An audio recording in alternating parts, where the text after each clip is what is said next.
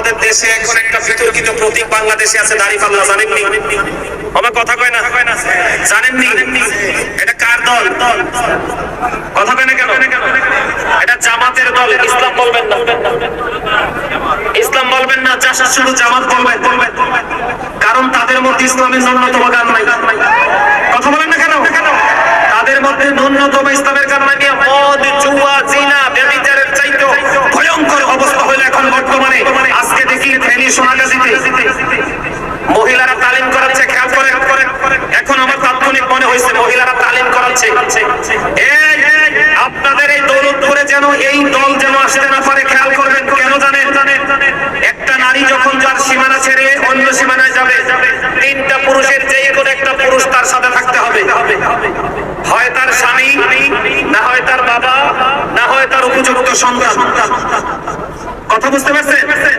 এইভাবে একা একা নারীরা এক জায়গা থেকে আরেক জায়গায়, এই বাড়ি থেকে আরেক বাড়ি যাওয়ার কোন বিধান ইসলামে নাই। যা হোক, তারা যাই ইসলামের দাওয়াত দিতেছে। এখন যাইয়া ওখানে মহিলাদেরকে দিনের দাওয়াত দিচ্ছে। দিনের দাওয়ার পরে আপনার ওনারা বলতেছে, মহিলারা বলতেছে, আপনারা জান্নাতে যেতে চান না জাহান্নামে যেতে চান? আপনারা ভিডিওটা দেখবেন, আমি আজকে দেখছি। আজকে আপনারা জান্নাতে যেতে চান না জাহান্নামে যেতে চান? তখন ওই মহিলারা বলছে আমরা জান্নাত চাই।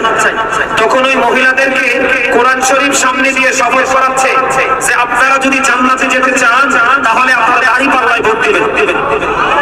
আরে আওয়াজ থেকে কান্না নিয়ে নাউজুবিল্লাহ।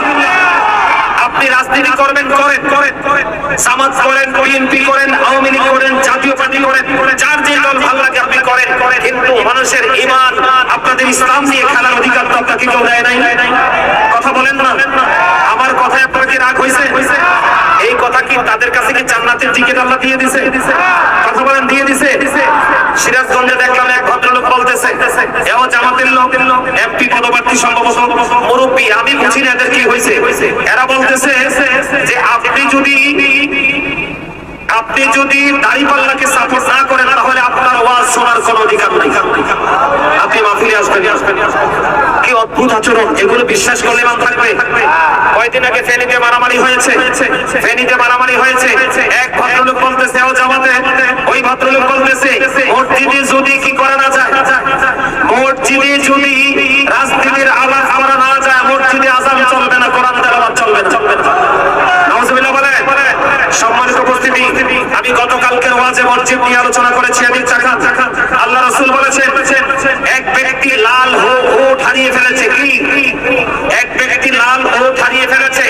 নবীজি নামাজরত অবস্থায় এক ব্যক্তি মসজিদে এসে দেখে বলছে, তোমরা কেউ কি আমার লাল ওটটা দেখেছো? তখন রাসূল নামাজ শেষ করে বলে দিলেন, তোমরা সবাই তার জন্য দোয়া করো, সে যেন তার লাল ওটটা খুঁজে না পায়।